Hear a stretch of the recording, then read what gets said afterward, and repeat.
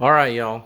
So I'm not an avid YouTuber here, and I just set up my phone to try and help some of y'all with this whole Philips foam debacle. So I apologize. Got some cartoons in the back that's keeping my kid entertained, and anyway, I took this all apart. And I gotta say, I don't recommend you doing this. This is totally on your own if you end up doing this. But um, I couldn't wait for my new machine, and I definitely did not want to continue breathing in whatever that foam was putting off.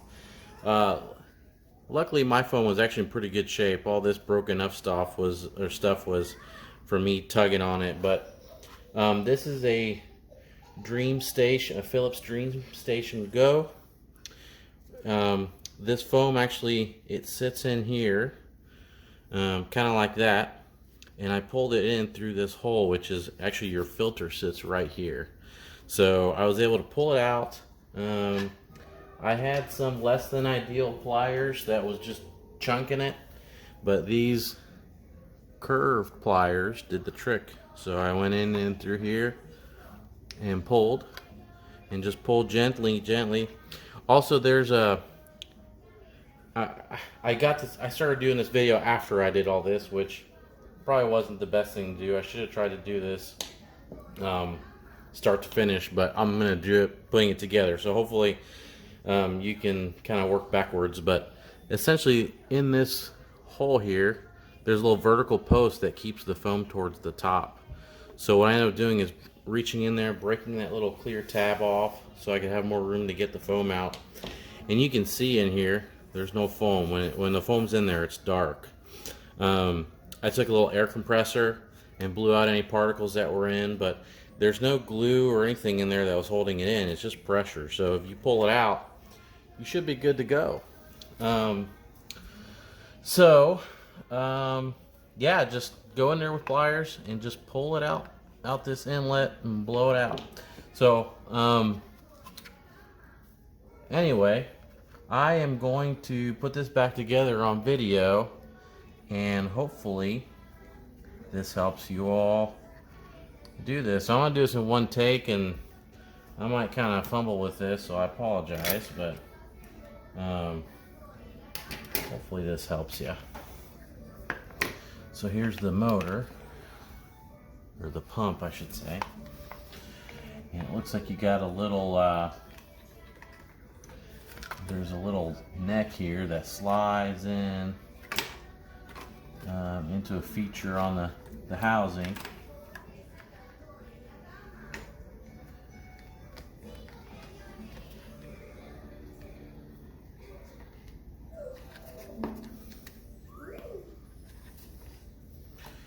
So that looks like it lines up okay. You can kind of see the feature in there.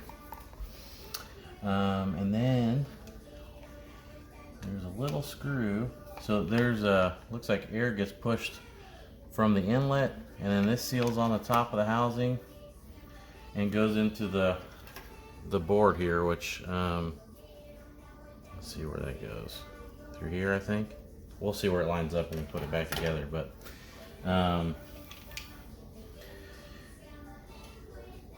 here's a little screw that holds this lid on.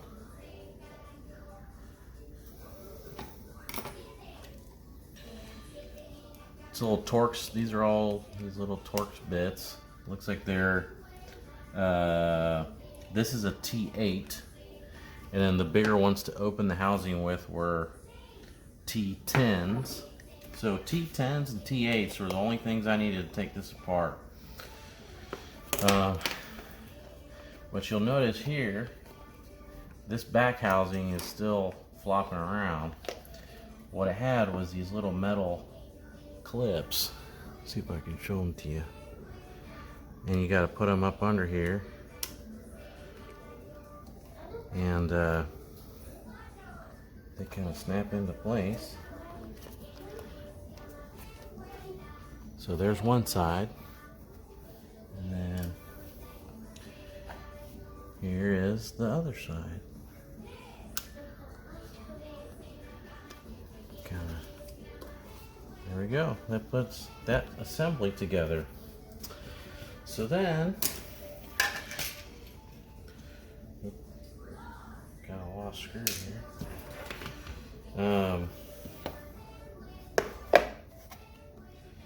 This is the filter. We'll put this back in later. So what this does is this slides in. You kind of got to get it up under this little mounting screw. It was kind of a pain to get it out, so I got to try and figure out how I want to do this now. But you get to see me struggle with it. And see what the result is. There we go. Boom. Okay, so we got our 2 clips in, our little screw. Let me just tighten it up. Be careful, because this is just threading into plastic, so you don't want to wrench on it. We'll just go ahead and pop this filter in just so we don't forget it. So that goes in there. Beautiful, beautiful. Okay. Next, we're gonna put this guy back on. It looks like essentially what you have to do. This is pretty important because it looks like it seals all the way around. I'm not entirely sure how you make sure that. So this is kind of rubbery, and it goes up on this pump outlet to the machine, and this slides into place here, I'm guessing, like that. But making sure that this is fully engaged with the pump outlet is the tricky part, I think. So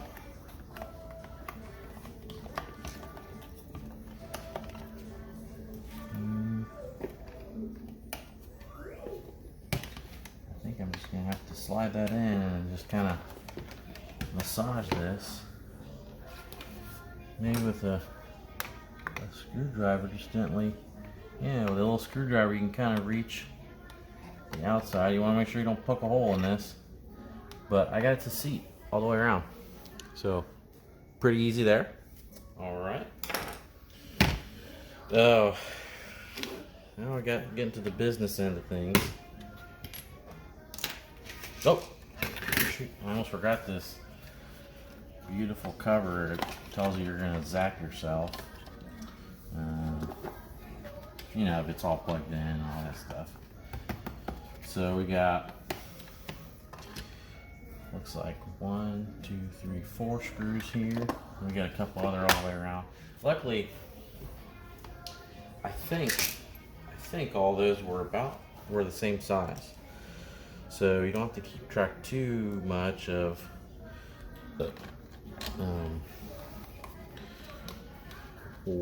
what position they were in, but it wouldn't hurt to make a little diagram if you want when you're doing this.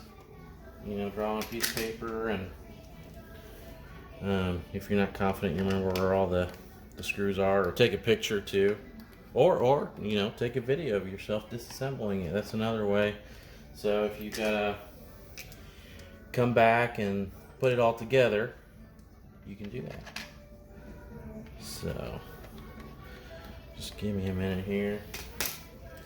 Maybe I'll do one of those fancy things with the YouTubers where they accelerate the speed of the video and do this part, but realistically I don't want to put too much time into this video because I got some sleep to catch up on, so I'm sure you'll get that, so you won't judge me. Okay, we're getting close. 2 more long screws. I just gotta remember where they went.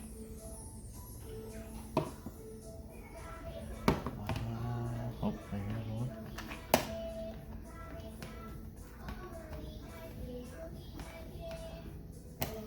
And then over here.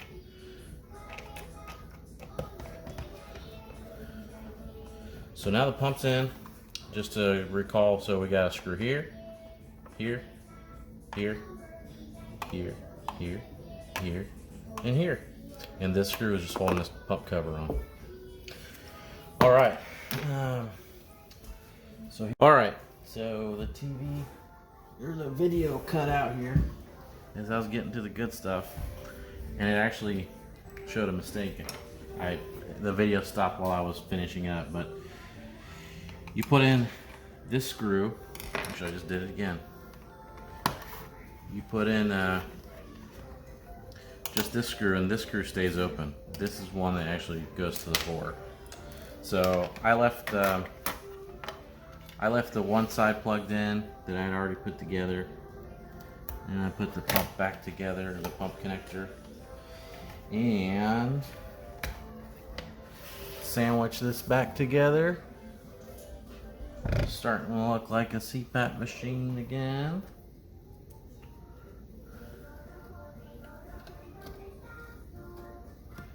And then get those little screws in there.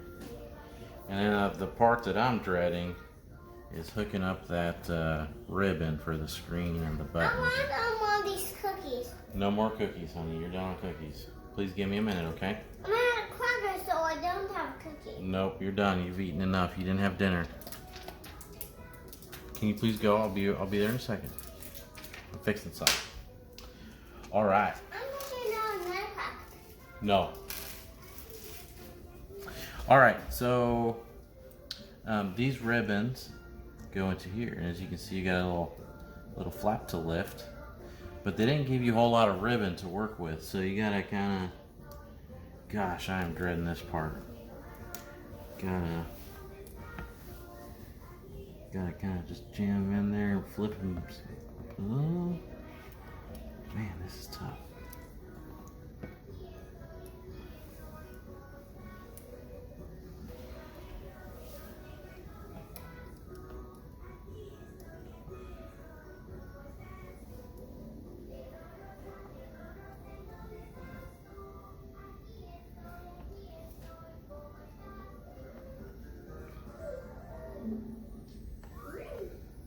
This is about the part where I start cussing, so gotta tailor that down a little bit because we're being recorded for quality assurance. There we go. Got one in. And sorry, you can't see it very well, but I'll show you.